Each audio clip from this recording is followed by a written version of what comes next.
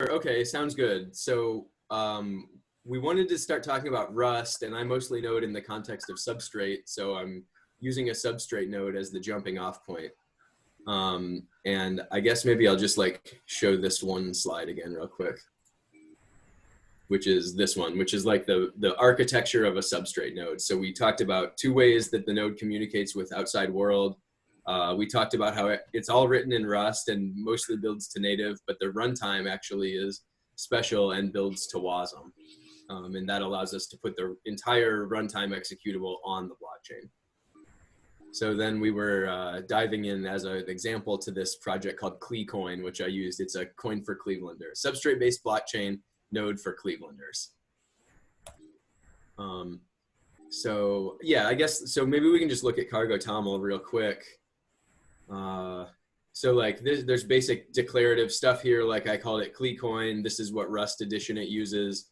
I called it version 2.0, just, I don't, somehow that got in there and I didn't change it. And then like, you know, we can put our names up here, but I didn't. And then you specify all of these dependencies. Build dependencies are a little bit different. I won't talk about that yet, but like, obviously when you build something as complex as a blockchain, you're going to be using a lot of different libraries. And so like, some of these are just standard Rust libraries, and some of them come from Substrate. And so like, for example, I used this Substrate client consensus proof of work, and it's not on crates.io yet. Like actually we're in the process of getting all the Substrate stuff on crates.io right now. But in the meantime, I just grabbed it from the GitHub repository and I told it like which specific commit that I wanted to build against. And then there's a bunch of these. So like there's two different formats you can do this. I don't really know why, but like the rest of them, I mostly used this format where like, oh yeah, so like I didn't use grandpa in this chain. So probably I could have and should have just like deleted those grandpa dependencies, but they're just in there vestigial for now. So crate is the build system for Rust? Yeah, it's called Cargo. Cargo is the build system. Yeah. And then like crates.io is a website which is like a repository for Rust crates. And it, like it's pretty centralized, but it's also non-critical. Like anyone can spin up their own version of it. But it's, you know, kind of like how npm.org or npmjs.org became super popular. So most of these dependencies come directly from Substrate, and they all start with either SC, which is for Substrate client, and that's stuff that is in this section where it only has to build into native, or they start with SP. I think they're alphabetical here. I forgot about that.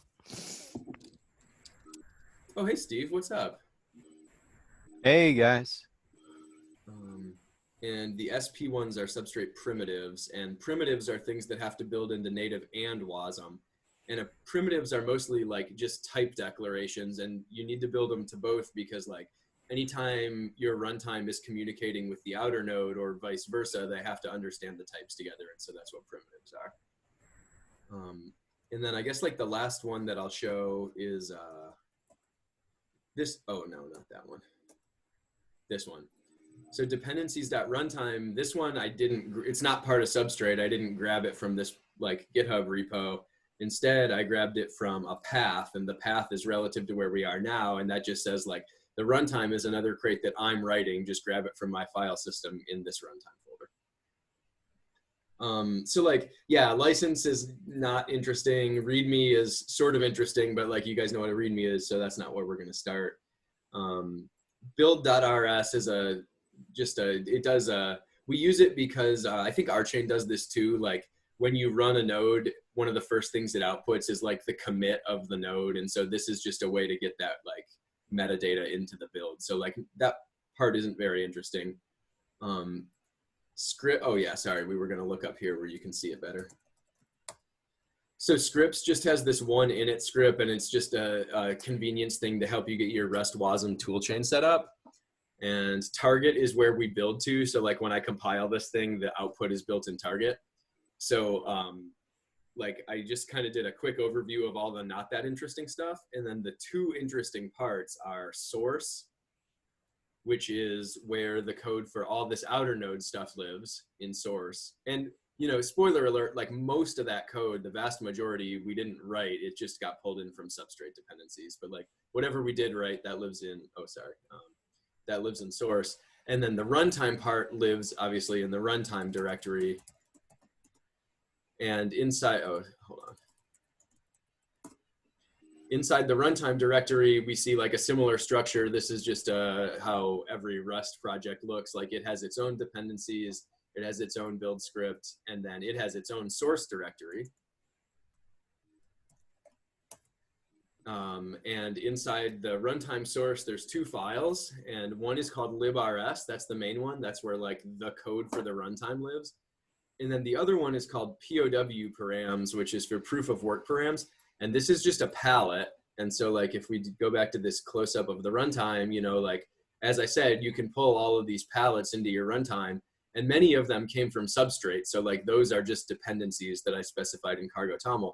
But POW params is one that I wrote myself. It's like a custom palette for CleCoin, and so that's why it lives there in that POW params file.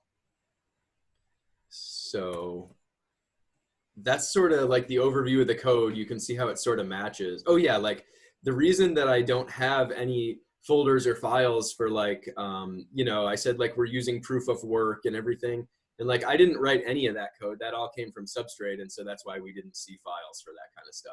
It just was pulled in as dependencies. Okay, cool. So like, I guess the place where I mostly started writing stuff was here in librs. And so we can look at it.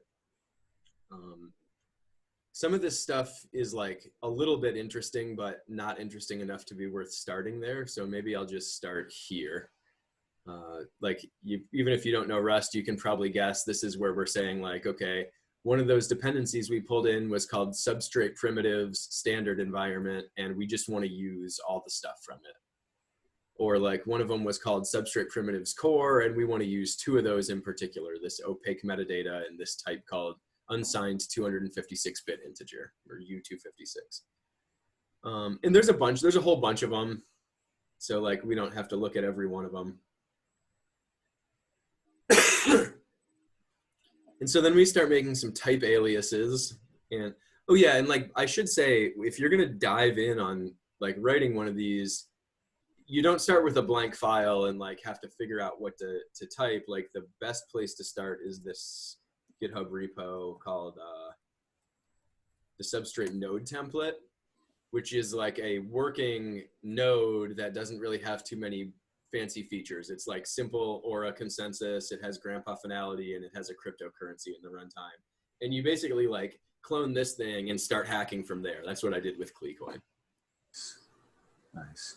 So I wanted to ask you something about those use declarations. Yeah. So you had some that were just used, but I see like line 27, for example, you have this pub use. So like what's the difference between use and pub use? Yeah, so it's mostly the same, but the difference is that, so like we're writing our runtime right now. We're writing a crate whose name is, let me find it. We're writing a crate whose name is CleCoin runtime. Yeah. And so when I do something like you said here, like, oh, where did it go? Like this one, like pub use this particular thing. That means that later crates who depend on runtime, they would, if they wanted to, be able to just, oh, you can see the comment, a few exports that help ease life for downstream crates. Oh, you would be able to like use CleCoin runtime : build storage. Okay. Instead of having to go back and figure out like where the hell did CleCoin get its build storage thing from, like yeah, that makes sense. Yeah, so all of those are usable in things that depend on this runtime, and you can just say use this thing from the runtime. Exactly. Whereas like all of the used ones, they're like private or whatever, right? Yeah, exactly. Okay. So you wouldn't be able to like use CleCoin runtime opaque metadata because it was not a pub use. Yep. Okay, cool. Yep. So some of these aren't that interesting, like, but we're just declaring like, okay, we want to have some notion of block number, or like block height is what it's called in a lot of projects. And so the notion that we'll use is just an unsigned 32-bit integer. We want to have some notion of a signature, like when a user submits a transaction or something, and we're just going to use multi-signature. And it's like, well, what the hell is multi-signature? Well, that's just something that we pulled in like from here. It came from substrate. So like, I'm not going to talk about each one of those. Some of them are understandable and interesting. So like, we're using the balances palette. So we're going to have a cryptocurrency, and then we have to decide like, okay, what type are we going to use to keep track of how many tokens you have? How about a 128-bit integer? And then, oh yeah, so here, so most of the dependencies come in with these uses, like we said. The ones that are written here inside the same crate, they come in like this, mod POW params. So that basically just gives me access to the code that was written in this other file. Okay. And then like, okay, so I'm gonna skip a lot of this stuff. Like, it's interesting in some ways, but it's not like the main important stuff. So I'm gonna start here. Where you'll see all of these like impl system trait for runtime, and then impl indices trait for runtime, and then impl timestamp trait for runtime. And what's happening there is we're like, this is where we're taking all of these palettes and we're configuring them to go into our runtime.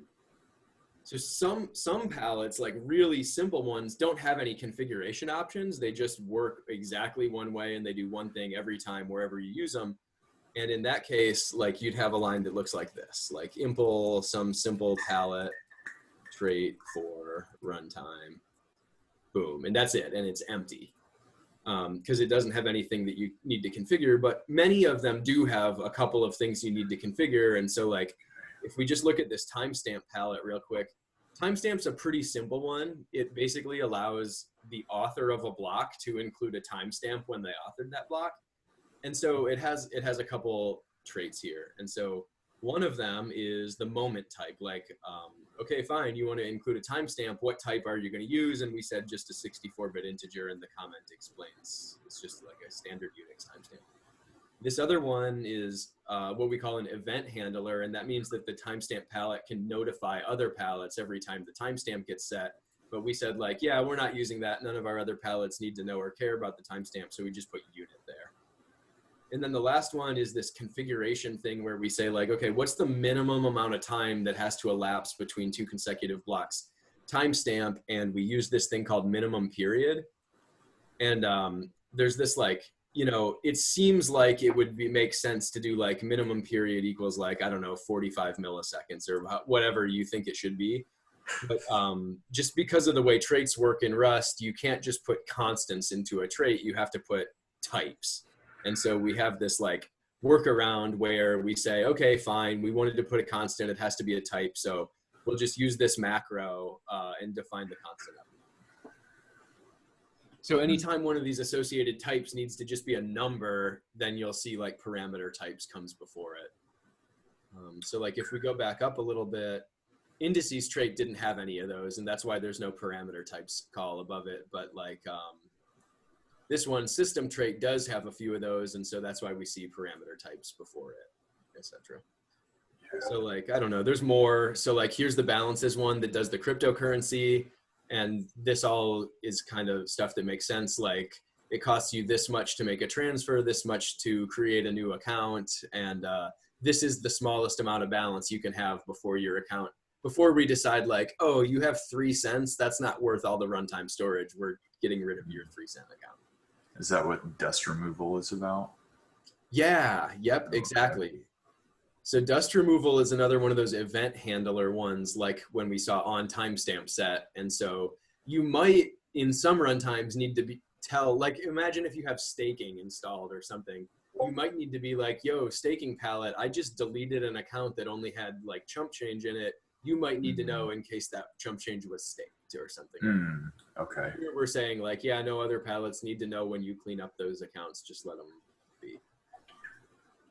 I don't know even what this one is. Like, it might be another event notifier or whatever. But it's actually a good point to see that, like, another part of the ecosystem, which is whenever you're using one of these things and you're like, wow, there's 15 types in here and I don't know what the hell they do. Then there's this site, substrate.dev/rustdocs. And I just happen to be building on this particular version, this pre-2.0, 3E65, blah, blah, blah. And so you can just search for like whatever it is. We were just looking at balances and like, yeah, admittedly, this is a little overwhelming sometimes, but like once you get a little familiar with it, I know that I'm looking for this one, like just the palette itself, not like how it's installed in the default runtime for the node or like any of that stuff. So we'll just go to palette balances. And then, oh yeah, so like you can read all about it, provides functionality for handling accounts and balances. And, you know, it talks about all this stuff. It tells you, oh, this one's actually really nice. Like someone bothered to write all this stuff up. But in general, what you would do is you would find like, here we go, traits and the configuration traits, the one we were looking at. And then it'll tell us like, here's all of these associated types. And the one that I said I didn't know what it was, which was that one? Payment. Oh, this one, transfer payment. Yeah. Handler for the unbalanced reduction when taking fees associated with balance transfer. Also include account creation. Yeah, okay, right. So basically what that means is like we saw that you can have a transfer fee.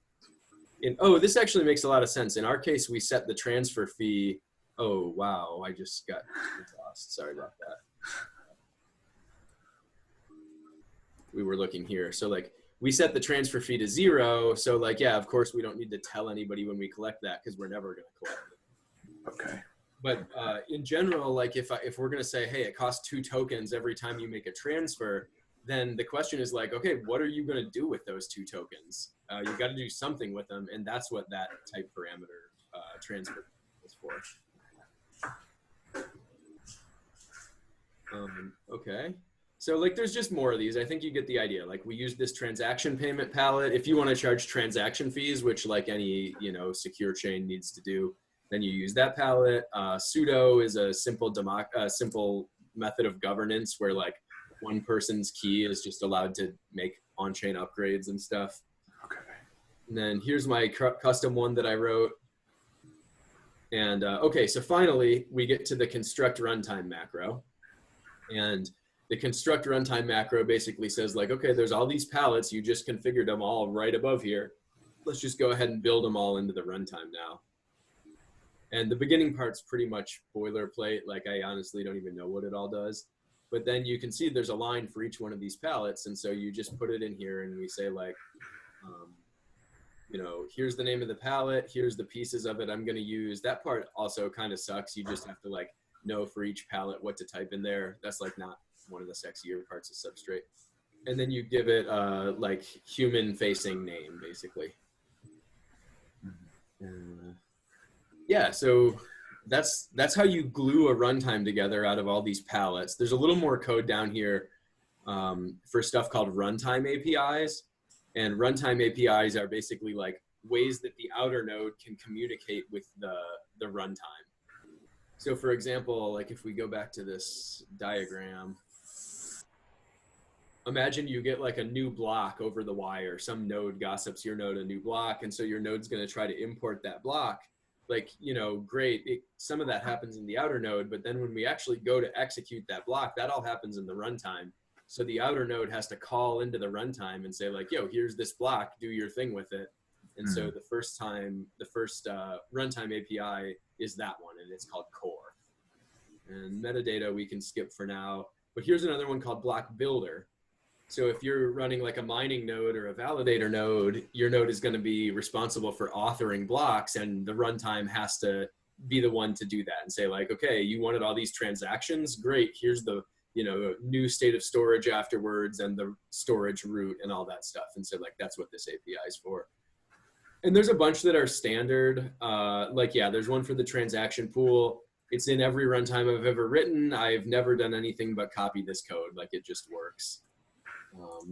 Same with most of these. Okay, but here's a special one. Like I chose to use proof of work in this runtime. And so I had to put these particular proof of work related runtime APIs in. So, and that's it. That's the end of the file. It was 350 lines. So didn't you say that you were had one transaction per block or something? Oh, you could definitely do something like that. That's not the case here in this runtime. Yeah. Let's see. We've talked about timestamp a little bit, and there's specifically one timestamp transaction per block because the author like sets the timestamp for that one block.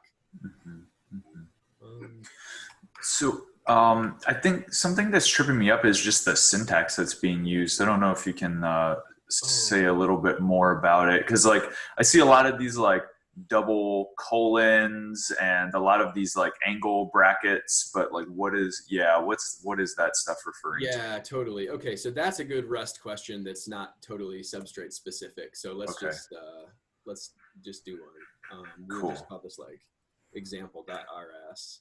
Cool. So maybe we'll just start with basic function like oh yeah, that'd be great. Do something.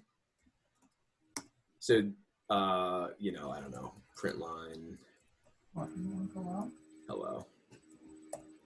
Oh, interesting. Okay. It's almost like rolling. Yeah. Oh yeah, right. The exclamation mark here is specifically because print line itself is not a function but a macro. Yeah, okay. I was gonna say I saw that exclamation point in the macros that you were using. Yeah, exactly. And otherwise calling a macro looks just like calling a function, and I guess that's just there to like remind people, hey, this is a macro, FYI. Okay. So like, I mean, at this point, this is probably pretty self-explanatory. Like this is a keyword, this is the name of our function, it takes no parameters, and then here's the body of the function. Yeah. But like we could do a slightly more complicated one called like double some number, and it has to take in a parameter. So I guess we'll just call it X, and then we give it a type annotation. So I mean, you know, choose your favorite number type. I'll just choose unsigned 32-bit integer. And then the return type comes after the arrow. We'll just say it also returns a U32. Yeah. And then here's our function body. Okay.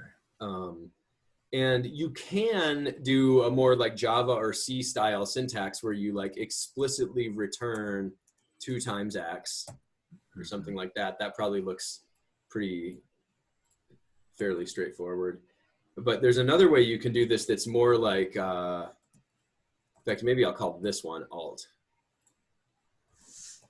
The like more classic Rust way to do this is not to use the return keyword, but to do it like in a functional style, just like that, 2 times X.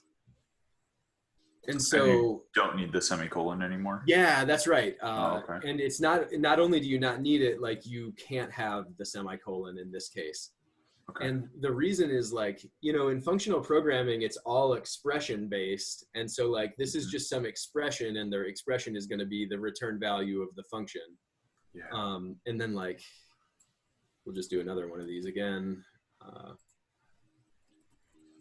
We can also do things like let bindings in here, you know, so we could do like let answer equal 2 times X semicolon, because let bindings don't evaluate to they evaluate to unit, I guess, but we don't want to return unit. We want to return a U32, and then we can just do like answer this way. Yeah, cool. Yeah, and then obviously it's also totally fine to do it this way. It's just like not the most standard Rust way to do it. Yeah. And then like that can lead to, let's just do another one where we do like double sum numbers, but not others. And so I guess maybe then this time we'll return like an option for a U32. Okay. So I think, I actually forget the syntax, but in Haskell, don't they have like maybe int or something like that? Yeah. Yeah, I mean, everything is curried in Haskell. Yeah, just right. put everything next to one another. Yeah, and I guess in Scala, the angle brackets would be like square brackets or something. Oh, okay. Yeah, cool. So in this case, it's indicating a type parameter. So like the option, so like, you know, you've probably seen this in Scala and Haskell both, but like somewhere in the standard library, you have something like this, pub enum option, and it takes some type parameter t, and then it has 2 variants. It has none, and it has some t. Yeah, okay, yeah. So, yeah, right. So then like we can do this. So, the reason I started on this was because wanted to talk more about this like semicolon and how you can do this whole thing as expression based. Yeah. And so maybe I'll do this, like let potential answer equal 2 times x semicolon. We're not returning that. And then we can do like an if, let's just say like x is unlucky number 13, then we're going to return none. Whoops. And otherwise, then we're going to return the potential answer. Mm-hmm. So like, I don't know, it's just a silly example where like doubles numbers in a superstitious way. Doesn't double the number 13, that's bad juju. And then like, okay, like a really minor point is like comments look like this and doc comments have 3 slashes. And then at some point I could run cargo doc and it will generate these nice rendered HTML pages that look like this one. Oh, cool. So is this is actually like a Rust file that was generated? Oh, that's really cool. Totally. In fact, yeah, let's look at it. So this is the balances trait, right? So like, okay, that came from substrate. So let me just get us into the substrate code, which is here. And like this. I gotta say that was the most disappointing part about K-Framework is that the kdot command didn't work with the version that I was using, because it's supposed to do things like this, and you can put like your LaTeX formatting and everything you want in there, and like it just didn't work. But with TLA Plus, it works perfectly, and it generates these like amazing like LaTeX PDFs. That's just exactly. It's so satisfying. So this one generates HTML, and maybe it can be LaTeX, I don't know, but like the important point is that it generates something. Yeah, it generates something more readable than Rust code. Yeah. So like, okay, we were just looking at palette balances, so like it's probably not the right time to learn the structure of the whole substrate repo, but wow, how do I scroll left? So this, oh, sorry, I got a little lost. So this particular part was... Sorry, one other thing I wanted to ask, because yeah, actually it's even here too, is like when we do this enum, that's just telling us that it's a sum type, right? So this is like, it's like writing BNF grammar, essentially. Yeah, yep, exactly. So enums have variants, and if you do like, so this enum is error. So if I do like let e equal some error, then the error is going to be exactly one of these variants. Yeah, you can pattern match with, and you know those are the only possible inputs. Exactly. Yep, exactly right. Cool. So, so we were just looking at this. It says like there's this trait, and this is another thing that kind of sucks about Substrate, but like every palette has this configuration trait. That part's good. That makes sense. The part that sucks is that they just call it trait, which I think is kind of stupid. Like there's 1,000 better names, but like whatever. So here we see like, okay, the first associated type is balance, and it says the balance of an account. The next one is on free balance, a function that blah, blah, blah. And so here's that stuff, like 3 slashes, the balance of an account. Oh, I'm at a different commit of Substrate. Let's just do this.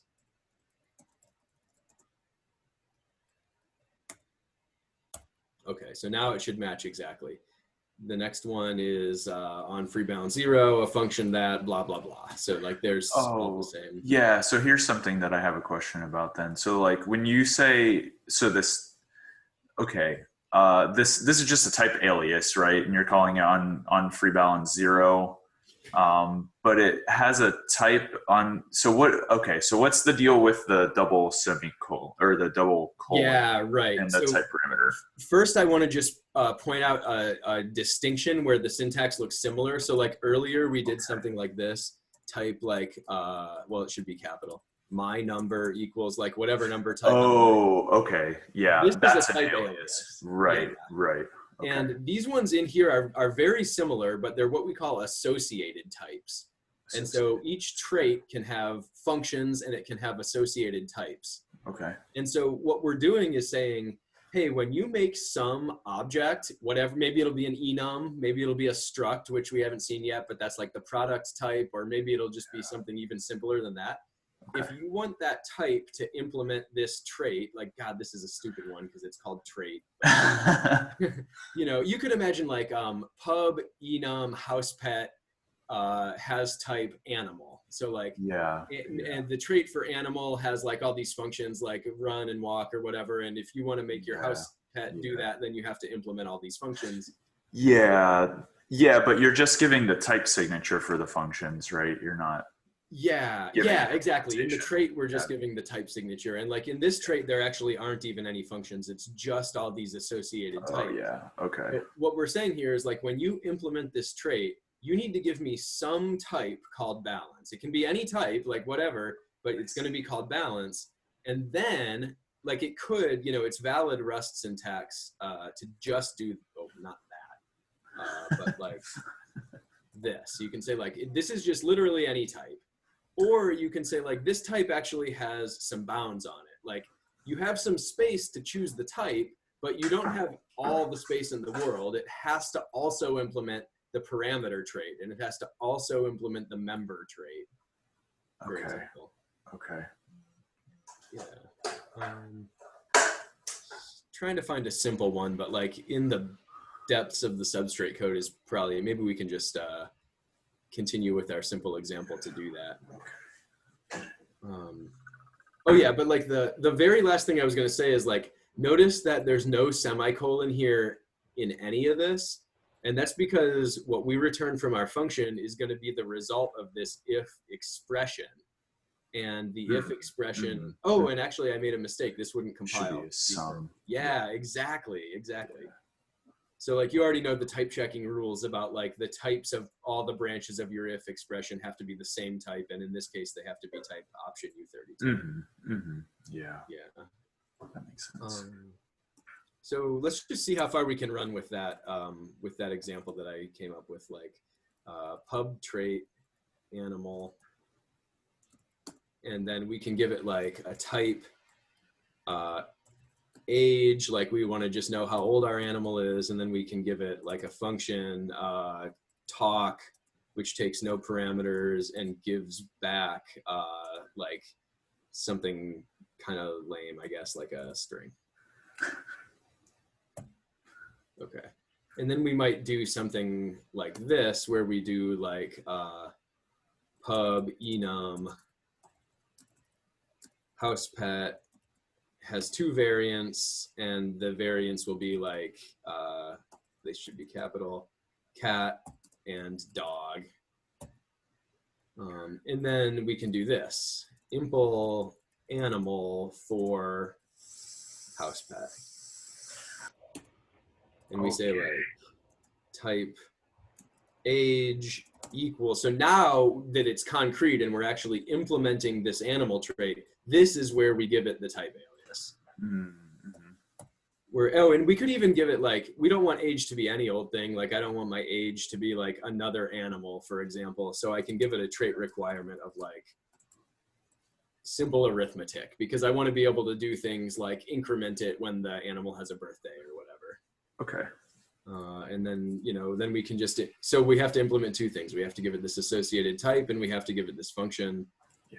So function talk returns a string, and then we can just give it like,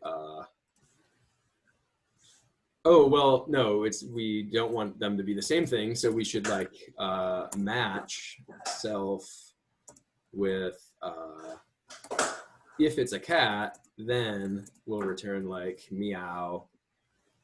And then otherwise, if it's a dog, then like woof or bark or whatever. Yeah. Well, it's interesting. Why do you have to write the toString method on the what I would assume is already a string? Yeah, that's a great question. So Rust has a very strict typing system. And like, I think maybe at some point we talked briefly with Jay about this concept of like ownership and borrowing and stuff. Yeah. And so these things that you write, these like literal strings that you write into your source code, when you compile this down to a binary, there's going to be 4 bytes somewhere in that binary that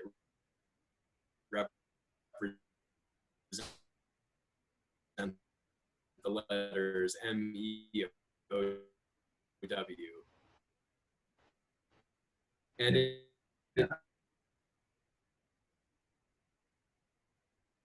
an object. It's a we'll call it device. When you call toString, it's this simple thing. This is it's ownership is weird because of that too, and it says like just allocate 4 new bytes on the heap now, but making then like another way to. There's lots of ways you can do it, but like you could also do this, for example. Okay. Yeah. Oh. Yeah, this is so it's interesting. It's like Scala to some extent. I mean, traits are like exactly the same thing. Enum would just be like where you're saying like, oh, I have some object that has or even a class, I guess maybe. That kind of extends this trait that I have.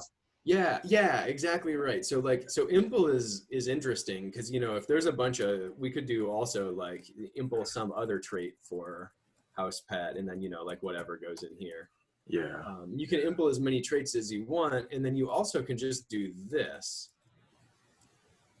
impl house pet, and like if you want to put some methods on this thing, whatever it is, this is where you put the methods on them.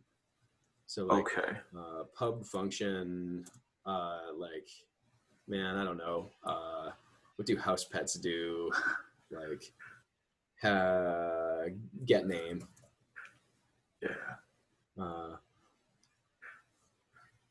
So yeah, in that case, we'd have to like give each one of our pets names that are associated with them. Yeah. And then like this is gonna take a reference to itself. I think that's lowercase in this case. And it's gonna give you back a string. And then it's just gonna be like self.name. It just like, oh, in fact, oh yeah, that works. Oh yeah, I could even do it this way. I can send, then I can do like self.0. Okay. Yeah. So like, so now what we've said is that like every house pet has this method called getName, and it takes, and self is funny. It means like it takes a reference to this particular type. Like it takes an instance of a house pet, and then it gives you back a string. And what string are we going to give back? Just like this one that we stored here. Yeah. Cool. So like we could let some particular cat equal house pet cat, and it needs a name, Fluffy, and then later we could do like some particular cat dot get name, and that's, this thing is going to return Fluffy. Okay, interesting. Yeah. And then, oh yeah, and then we can also do like some particular cat dot talk. And the reason we can do that is because we've implemented this animal trait for our house pet. And so it now knows also how to talk. Yeah, that's, so when you, oh, that's strange, I guess. So when you, so in this like house pet impl, you say you have this function get name, but it's more like a method with no arguments, right? Totally. This is a method with, only one special argument. And the special one, it looks super funny, right? Because we put this thing in here, like this looks like it takes an argument. This sure looks like it doesn't take an argument. Right. And the and self one, we supplied that argument right here. Okay. It's the instance that we called the thing on. Yeah, sure. Okay. Right. Mm-hmm. And so another way that is not the recommended or idiomatic way to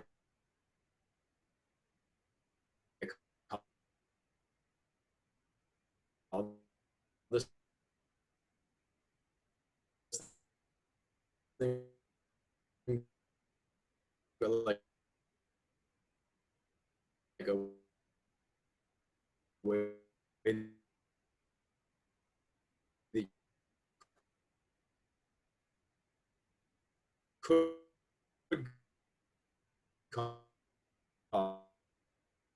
call it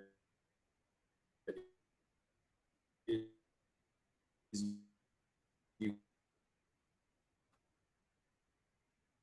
honestly. It's like I can always relate whatever it is that I'm learning back to both of those things. Well, and now Scala too, because there's, you know, with the more of like object oriented stuff, now I have Scala as a reference, I guess. So yeah, dude, you've learned a shitload of programming languages.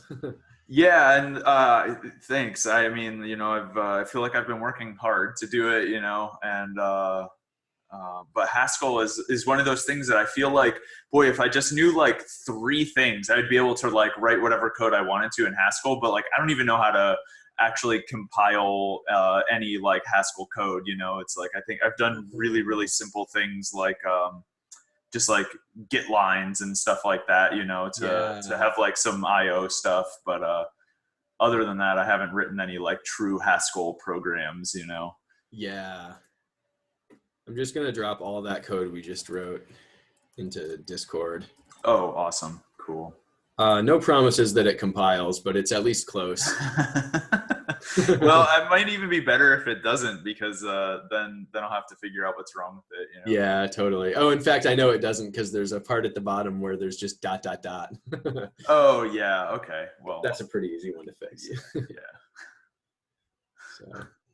Cool, man. Well, thank you so much for giving the crash course into Rust. That was super helpful. Definitely. Yeah, no problem. And like when in the context, like if you write a palette with the row VM or whatever, like there's a ton of good palettes. Oh yeah, I don't know. Like maybe I do want to show this real quick. I dropped the link earlier, but like, wait a second.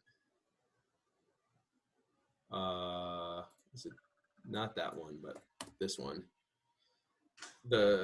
Oh yeah, and it's rendered here. There's this repo that I maintain now called substrate recipes, and it tries to take you from like, it basically assumes that you're comfortable with like the level of Rust that we just talked about. So like, I don't know if you're comfortable with that yet, but like you've seen it at least, and like teaches all of the specifics of substrate and everything. And then the thing that's cool about it is that it's not just, you know, like if we just choose one, it has the text that's the walkthrough and has like the code snippets and says what all the relevant parts do and everything. But each one of them also has complete working code examples. So this is something that's like known to compile already. Nice. Yeah. Oh, that's awesome. Yeah. So, and like, obviously I'm super into the row VM too. So I would love to help make commits. Yeah. Cool. Yeah. I have to gauge like how serious I am in terms of like pursuing this, because it's going to take a bit, obviously. Like, you know, I now know what you just showed me of Rust, and that's like I've seen it, you know. Yeah, so right. I haven't worked with it. Yeah. I've been doing some other things here, so I have to watch the recording. Oh, cool. And but I mean, there's I think I do want to learn Rust. I think it's the right way to program. You know, not that I'm going to be doing that much programming, but I'm really looking forward to the row VM in Rust. Oh. Seems like, you know, I mean, if you go on a lot of these blockchains now, that they all seem to be using the Wasum. Yeah, Wasum's getting big. You know, but I'm sure they have completely different structures. So most of what we have will probably change. But I mean, the guts of it working are bound to be the same, right? Yeah. Oh, yeah. Like row lag is row lag. Exactly. Yeah. Like there was that EVM palette I mentioned briefly, and the palette itself is like really short. It's like 200 lines of code, and it has this dependency on a standalone EVM interpreter. So like that is kind of a nice modular way to do it. Like you can write a crate that it has nothing to do with substrate, that just is a row VM implementation. And then like a much smaller crate that turns that thing into a substrate palette, or into a Casper Labs contract, or into an EOS contract, or whatever. Yeah. Yeah, I was thinking that looking at that would be very instructive. Maybe we should do that next time. The EVM palette? Yeah. Oh yeah, totally. It's part of the substrate repo, and it has one of those. Oh yeah, like we looked at the docs page for the balances palette. Like it has one of those also. Cool. Yeah. Awesome. Yeah. Well, so let me ask like a really stupid question, since you guys were just talking about it. So like, what's the big deal with Wasum? I mean, like, so and Rust. I mean, Rust compiles down to Wasum, or like, just like direct me here, because I'm a little bit lost with why that stuff's important. Yeah. So the big deal with Rust is that it's like super fast and has all the same performance characteristics of like C or C++. But it also has memory safety and thread safety built in. Okay. And you were correct in saying it compiles. I mean, like most languages, it compiles down to like a handful of targets. So like Windows, Linux, Mac, Wasum. So yeah, Rust compiles down to Wasum. Okay. And then the big deal with Wasum is just that it's like, it's another one of these virtual machines, but it's like quickly becoming standardized, and web browsers have interpreters for it, and all the blockchains are, running it now and everything. Yeah. It has like really good sandboxing built in, so you don't have to worry about like this web app gaining access to my local files, or like, the blockchain code, same thing, like, it's reaching out beyond the blockchain and doing other operating system stuff. So row VM in Wasm means it'll run in the browser. Yeah, that's right. It could run. Yeah, yep, exactly. You compile it down to. Yeah, totally. Yeah. Totally. That's that's been my hope for a long time. I'm gonna, whatever I can do to help make that happen. Yeah. Well, let's just let me just show one other thing that Jim and I started a while ago. I don't even remember exactly where it is, but I think I can find it. It might be here. No. We started one of these. Oh no. There it is. Oh shoot.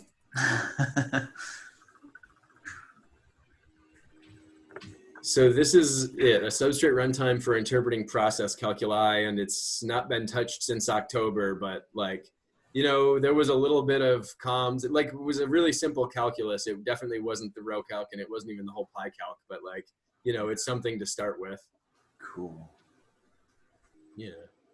Maybe I'll just drop that. Yeah, nice.